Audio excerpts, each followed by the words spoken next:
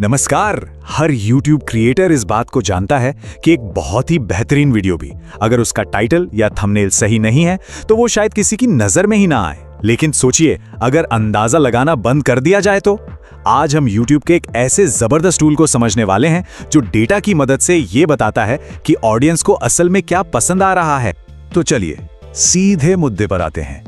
हर creator video publish करते वक्त एक ही उलझन से गुजरता है। सोचिए, एक कमाल का वीडियो बनाया है, घंटों की मेहनत लगी है, लेकिन अब सबसे मुश्किल सवाल सामने खड़ा है। हाँ, यही वो सवाल है जो हर क्रिएटर खुद से पूछता है और इसका जवाब वीडियो के व्यूज और ग्रोथ में जमीन आसमान का फर्क ला सकता है। तो बस आज इसी दुविधा को हम सुलझाने वाले हैं। तो इस अंदाजे वाले खेल का हल क्या है? जवाब है डेटा। चलिए अब YouTube के उसी पावरफुल टूल यानी A/B टेस्टिंग फीचर को समझते हैं जो अनुमान को हटाकर पक्के सबूत सामने रखता है। तो ये A/B टेस्टिंग आखिर है क्या चीज? देखिए, इसे ऐसे समझिए कि एक तरह का एक्सपेरिमेंट है। YouTube क्या करता है कि आपके वीडियो के अलग-अलग टाइटल या थंबनेल कुछ दर्शकों को दिखाता है और फिर डेटा के आधार पर यह बताता है कि किस पर सबसे अच्छा रिस्पॉन्स मिला। सिंपल। और सबसे अच्छी बात पता है क्या है? कि इसमें कितनी फ्लेक्सिबिलिटी मिलती है।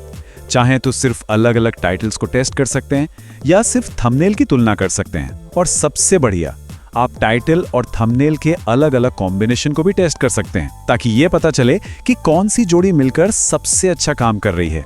अच्छा, तो YouTube विनर चुनता कैसे है? ये सिर्फ क्लिक्स की बात नहीं है, जो कि बहुत जरूरी है, नो डाउट, लेकिन विनर का चुनाव वॉच टाइम शेयर के आधार पर होता है। मतलब कौन सा ऑप्शन लोगों को न सिर्फ क्लिक करने पर मजबूर करता है बल्कि उन्हें वीडियो पर ज्यादा देर तक रोके भी रखता है। और YouTube के लिए यही असली दिलचस्पी का संकेत। ठीक है, थ्योरी तो बहुत हो गई, अब इसे प्रैक्टिकल करके देखते हैं। इस सेक्शन में हम स्टेप बाय स्टेप जानेंगे कि अपना पहला A/B टेस्ट कैसे सेटअप करना है। और यकीन मानिए, ये बहुत ही आसान है। ये प्रोसेस ना बहुत ही सीधा है। बस इन 5 स्टेप्स को फॉलो करना है। अपने वीडियो के डिटेल्स पेज पर जाना है, टेस्ट का ऑप्शन चुनना है, अपने अलग-अलग टाइटल या थंबनेल डालने हैं और बस पब्लिश करते ही आपका टेस्ट लाइव हो जाएगा। लेकिन इस फीचर का इस्तेमाल करने से पहले कुछ जरूरी बातें जान लेना अच्छा है। ये हर वीडियो के लिए उपलब्ध नहीं है। सबसे जरूरी बात, ये सिर्फ पब्लिक लॉन्ग फॉर्म वीडियो पर काम करता है। अगर कोई वीडियो बच्चों के लिए या अडल्ट ऑडियंस के लिए मार्क किया हुआ है तो उस पर यह काम नहीं करेगा। ठीक है, तो टेस्ट शुरू हो चुका है और डेटा इकट्ठा हो रहा है। अब आगे क्या? इस सेक्शन में हम ये समझेंगे कि इन नतीजों को पढ़ना कैसे है और इनसे सीखना क्या है। एक बार जब टेस्ट शुरू हो जाता है तो आप कभी भी उसकी प्रोग्रेस देख सकते हैं। बस व्यू टेस्ट रिपोर्ट पर क्लिक करना है। हाँ, फाइनल रिजल्ट आने में थोड़ा समय लग सकता है। ये कुछ घंटों से लेकर 2 हफ्तों तक भी हो सकता है।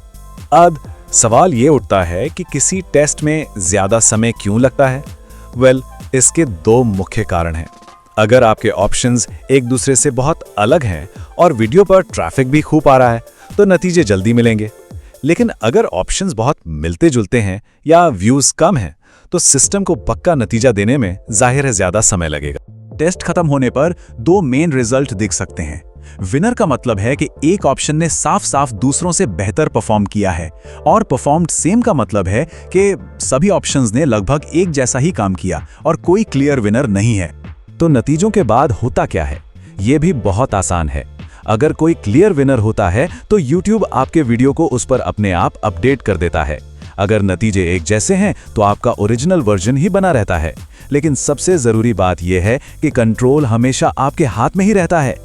और ये ही सबसे महत्वपूर्ण बात है। भले ही टेस्ट का नतीजा कुछ भी आए, आप हमेशा अपनी पसंद का टाइटल और थंबनेल मैन्युअली चुन सकते हैं। YouTube आपको डेटा देता है, पर आखिरी फैसला तो हमेशा आपका ही होता है। चलिए, अब जब आप ये जानते हैं कि ये टूल कैसे काम करता है तो कुछ प्रो टिप्स पर भी नजर डालते हैं ताकि आप इससे बेहतरीन से बेहतरीन नतीजे निकाल सकें। कुछ रणनीतिक बातें हैं जो हमेशा याद रखनी चाहिए। सबसे जरूरी, अपने टाइटल और थंबनेल को एक टीम की तरह देखिए। क्या वो मिलकर एक ही कहानी कह रहे हैं? इसीलिए कॉम्बिनेशन टेस्ट करना अक्सर सबसे ज्यादा फायदेमंद होता है। और हाँ, क्रिएटिविटी के चक्कर में YouTube की कम्युनिटी गाइडलाइंस को कभी नहीं भूलना। जब आप अपने थंबनेल की नए वर्जन बना रहे हो तो इन आइडियाज को जरूर आजमाएं। क्या लेआउट बदल सकते हैं? रंगों में हाई कंट्रास्ट का इस्तेमाल कर सकते हैं ताकि वो अलग से दिखें। टेक्स्ट को कम से कम रखकर एक क्लियर फोकल पॉइंट बनाने की कोशिश करें। ये छोटे छोटे बदलाव भी नतीजों में बड़ा अंतर ला सकते हैं। और आखिर में ये याद रखना है कि इसका असली मकसद सिर्फ ज्यादा क्लिक्स पाना नहीं है। एक बेहतरीन टाइटल और थंबनेल दर्शकों को वीडियो देखने से पहले ही सही उम्मीदें देते हैं। उन्हें पता चलता है कि वो क्या देखने जा रहे हैं, जो एक बेहतर व्यूइंग एक्सपीरियंस बनाता है। तो अब ये पावरफुल टूल आपके हाथ में है। सवाल ये है कि आप इसका इस्तेमाल कैसे करेंगे। जाइए अपने अगले वीडियो में कुछ नया एक्सपेरिमेंट कीजिए और देखिए कि आपकी ऑडियंस आपको क्या सिखाती है। आपका अगला वीडियो कौन सी नई जानकारी अनलॉक करेगा।